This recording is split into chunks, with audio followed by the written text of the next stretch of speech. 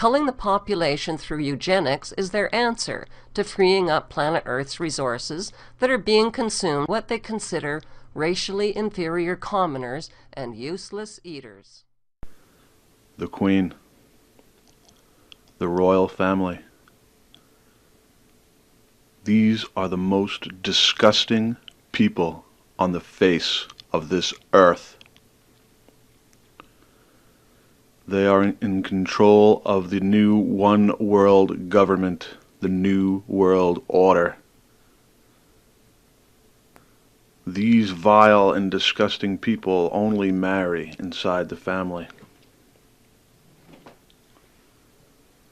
Prince Philip and the Queen are cousins. Kate Middleton and Prince William are cousins. That's how they keep the royal bloodline. The satanic, demonic bloodline throughout the years. This woman is the richest person on this earth, and she can end all poverty if she wanted to. Actually, our country could end poverty. To feed the children of the world would cost pennies compared to the trillions we spend on warfare. The Queen, along with our country's leaders, are responsible for just about every evil thing we ever heard of on the news. Everything. They're responsible for all lies been told to us from birth, our history, everything. The reasons why we went to war, the reasons why we had to drop the first nuclear bomb, which we didn't have to because we already destroyed their army, and we used the bomb to see how it would kill innocent women and children inside their houses. These are the people that are running our world. She's so disgustingly rich, her carriage is worth an insane amount of money. Take a guess. It's made of solid gold. Her carriage that her horses pull her around on. Take a wild guess. 100 million? Maybe 200 million? How about $1 billion? No? She wouldn't step foot in that, right? That's for poor people. How about $100 billion? Not even close. $100 billion for a carriage, but it's not even close. Not even 200 billion gets near there. You want to find out how much this carriage is worth? Watch the rest of this film. The best things in life are free, but you can give them to the birds and bees. I want money. That's what I want. That's what I want. That's what I want. The Queen is the wealthiest person on Earth. Her gold carriage alone is made of 4 tons of solid gold, worth over $370 billion at today's gold prices. Until 1992, the Queen's income was all tax-free. In 1977, the Bank of England Nominees Limited was established to hide the Queen's investments. Secrecy about her wealth protects her from a public lynching. Government and banking officials inform the Queen about where to invest her wealth. That's called insider trading, and it's illegal. But the Queen gets away with it scot-free. Why? Because she's the Queen, and she's immune to prosecution. The Queen owns more than 300 residences, including castles and palaces, crown jewels, over 27,000 masterpieces, prize racehorses, and a fleet of Bentleys and Rolls-Royces. Her colossal wealth also includes crown land and investments that she inherited from her black nobility ancestors. The Queen's Crown estate includes over 50% of the UK's coastline, as well as Regent Street and Windsor Great Park. Her trillions in wealth are passed down to her descendants, untaxed. Would British tourism collapse if the monarchy was abolished? No, statistically, Buckingham Palace doesn't even make the top 20 list of tourist attractions. When the Queen's parasitical income from British taxpayers was reduced, she pretended to share the suffering of commoners from austerity programs. That drop in taxpayer income was a teeny-tiny drop in the royal bucket.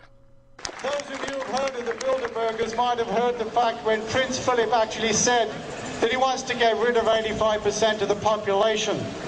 He said that if it doesn't happen in his lifetime, he wants to come back as a virus and do the job himself. Nice. He wants to get rid of these he called useless food eaters. Well, I'm telling you firsthand, they're the bloody useless food eaters. They couldn't put a nail in a piece of wood or fry an egg to save their lives. Yeah! Do you know how much the Queen is worth? 17 trillion pounds.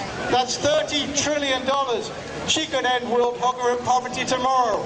Instead, she just sits in her ivory tower and laughs at us. This is coming to an end. $30 trillion? Of the billions of families on planet Earth, how did this one family manage to collect and hoard most of the world's wealth over the centuries? Besides insider trading and tax-free income, the answer is the slave trade and drug trade.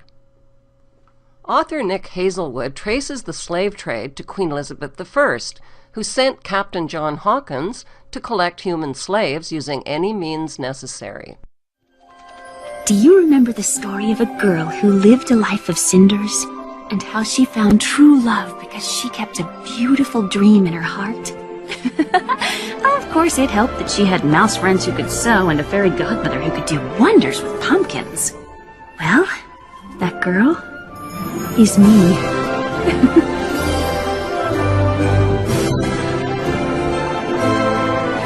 What a perfectly perfect life. It's a fairy tale come true. I'm a princess and a wife, all because I fit a shoe when I dreamed of love. Oh, what a wonderfully perfectly perfect year. Before their fairy tale wedding, not everything was perfectly perfect for Kate and William. The couple split up at least half a dozen times over 8 years. Kate was even dubbed Waity Katie by the British tabloids as she waited patiently for her prince to pop the question. When William publicly dumped her in 2007, his aristocratic fraternity pals called her the practice chick. After years of splits, reconciliations, and will they won't they speculation, William finally slid a ring onto Kate's finger. It was the used ring that belonged to his deceased mother, the same ring she wore during her doomed and loveless marriage to William's two-timing father, Prince Charles. William, on the other hand, refused to wear a wedding band and stayed as ringless as a bachelor. A husband's refusal to wear a wedding band is a big no-no for most women. How committed and in love can he be, they ask, if he won't even show off the fact that he's married? Even if their 8-year on-again, off-again relationship wasn't perfectly perfect, at least their fairy tale wedding would be perfectly perfect. The couple set their wedding date for April 29, 2011. Coincidentally, it was the exact same day as Hitler's wedding day, and it marked the 66th anniversary of Hitler's marriage to Eva Braun. Yes, everything was perfectly perfect until the balcony kiss that royal wedding watchers waited for breathlessly. That magical moment was stolen by a 3-year-old flower girl, whose sour expression cast a giant shadow over the royal kiss. The flower girl is the daughter of Lady Rose Astor, and she is also Prince William's goddaughter. Kate finally bent down and whispered something like, "Put on a happy face and get used to it. You're ruining everything." Why is the pouting flower girl important enough to be named Prince William's goddaughter? Because she's an Astor. Fritz Springmeier identifies the Astors as one of the 13 satanic bloodlines who made billions from opium, slave trading, and loan sharking. His book gives reference documentation of their criminal history. Many within these unsavory power circles were on the wedding guest list, like James Rothschild of the Rothschild-Bankster dynasty. James Rothschild brought along his passed-around girlfriend, Astrid Harbord, who, according to the tabloids, had previously shagged Prince Harry. Also on the guest list was Gary Goldsmith, Kate's uncle. The tabloids report that Uncle Gary is a filthy rich, cocaine-snorting, pill-popping, porn-peddling, foul-mouthed, randy, hedonistic playboy. Here's Kate's uncle at the wedding, popping pills with his female escort. Uncle Gary Goldsmith is the younger brother of Kate's mother, Carol Goldsmith. Kate's Uncle Gary was filmed covertly by undercover reporters for the UK's News of the World at his sprawling $10 million villa on the Spanish party island of Ibiza. He named his villa Maison de Bang Bang, which is French slang for House of Sex. Guarded by MI6 agents, Prince William and his bride-to-be holidayed, partied, and yachted at Uncle Gary Goldsmith's House of Bang Bang in 2006. The undercover reporters reported that Kate's Uncle Gary entertains his guests with hardcore porn on a massive 52-inch screen. He supplies pot, cocaine, ecstasy, hookers, and door-to-door delivery. Does anyone really believe that William and Kate just held hands and sipped tea on their Bang Bang holiday? And speaking of uncles, which uncle is slimier, Kate's Uncle Gary or William's Uncle Andrew? Prince Andrew is the brother of William's father, Charles, and the son of Queen Elizabeth. He is the fourth in line to the British throne. Andrew, who was also a featured guest at William's wedding, has been exposed in the news as a client of Jeffrey Epstein. Epstein is a convicted pedophile who served up underage girls to Prince Andrew like lollipops. Epstein also gave Andrew $30,000 to help pay for his ex-wife Fergie's massive debts that she was blackmailing him for. Andrew was finally forced to step down as Britain's trade ambassador because of number 1, his criminal behavior with underage girls, 2, a $6 million tax evasion charge, and 3, conflicts of interest from friendships with a convicted pedophile and with Libyan leader Gaddafi's son, whose country was being bombed by the British military. Mr. Chris Bryant. Thank you, Mr. Speaker. Given the circumstances that the Prime Minister describes, isn't it increasingly difficult to explain the behaviour of the UKTI Special Ambassador for Trade, who is not only a very close friend of Saif Gaddafi, but is also a close friend of the convicted Libyan gun smuggler Tariq Kaitouri?